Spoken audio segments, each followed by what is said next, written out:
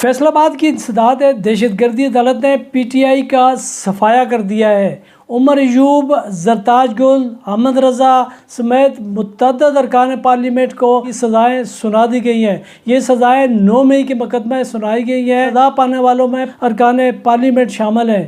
اور یہ سزائیں فیصل آباد کی انسداد دہشت گردی کی 2 عدالتوں نے 2 مختلف مقدمات میں سنائی ہے۔ ایک عدالت میں 185 ملزمان کا فیصلہ سنایا گیا، جن میں سے 108 کو سزائیں ہوئیں، جبکہ دوسری جو عدالت ہے اس کا عدالت سے 66 کل ملزمان تھے، جن میں سے 58 کو سزائیں سنا دی گئی ہیں۔ سزا پانے والوں میں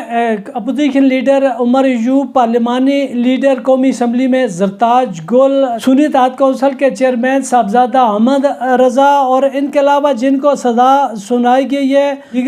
دیگر پی ٹی آئی رہنماؤں اور کارکنوں کو سزائیں سنائی گئی ہیں۔ ARY کے مطابق ان سزا پانے والوں میں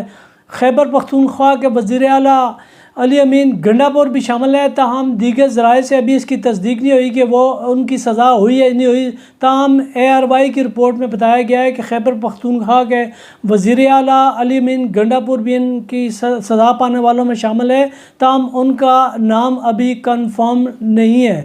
لیکن اس کے باوجود جو سزائیں آج سنائی گئی ہیں ان میں اپوزیشن لیڈر اور دیگر اہم رہنما شامل ہیں۔ اس کے قبل لاہور کی انسداد دہشت گردی عدالت نے جو سزائیں سنائی تھی اس میں بھی اہم پی ٹی آئی رہنما اس میں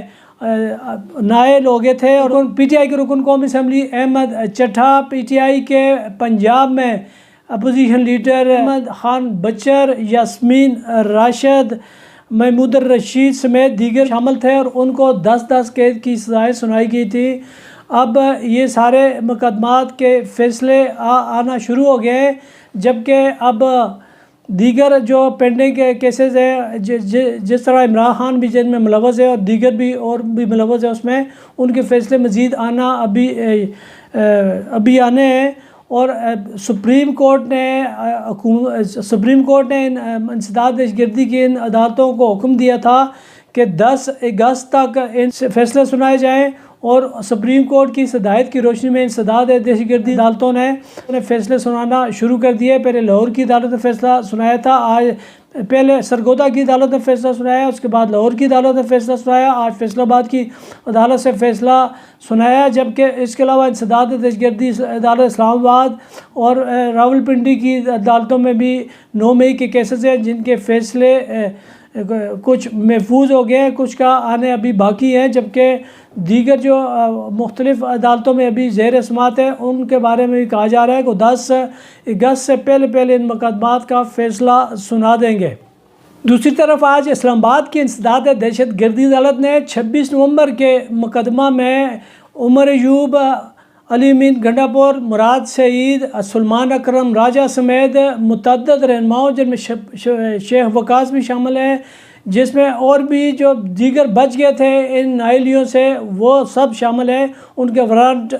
گرفتاری جاری کر دیے ہیں، انہیں گرفتار کر کے عدالت میں پیش کرنے کا حکم دیا ہے۔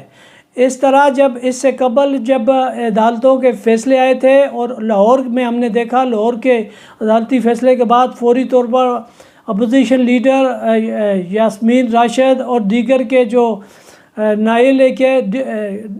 کے فیصلے تھے ان پر عمل درآمد کرتے ہوئے الیکشن کمیشن نے ان کو ڈی سیٹ کر دیا تھا۔ اب اسی طرح اگر اس پہ فوری عمل ہوا تو یہ پی ٹی آئی کے دیگر ارکان بھی اب ڈی سیٹ ہو جائیں گے، لیکن اس کے بعد کا سناریو جو ہے کہ پی ٹی آئی کی تقریباً اسمبلیوں سے جو اکثریت تھی وہ ختم ہو جائے گی۔ جمشید دستی کا کیس اور تھا، جبکہ 9 مئی کے کیسز کچھ اور ہیں۔ اب 9 مئی کے کیسز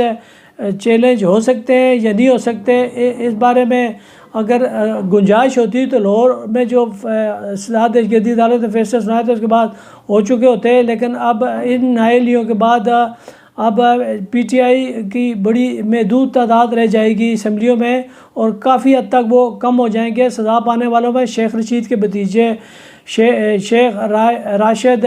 شفیق بھی شامل ہیں، لیکن حیرت انگیز طور پر ان عدالتوں سے جو فیصلہ آیا ہے فیصل آباد کی عدالت سے، وہاں شاہ محمود قریشی کے بیٹے زین قریشی کو بری کر دیا گیا ہے، جبکہ سابق وفاقی وزیر فواد چودھری بھی 9 مئی کے مقدمہ میں بری ہو گئے ہیں۔ اور اس طرح اب ان عدالتی فیصلوں کے بعد نئی صورتحال کیا بنتی ہے، وہ اس کے ساتھ جو بھی اپڈیٹ ہوتی ہے، جو بھی تازہ ترین خبر آتی ہے، اس کے بعد دوبارہ حاضر ہوں گے۔ تب تک کے لیے اجازت دیجیے، خدا حافظ۔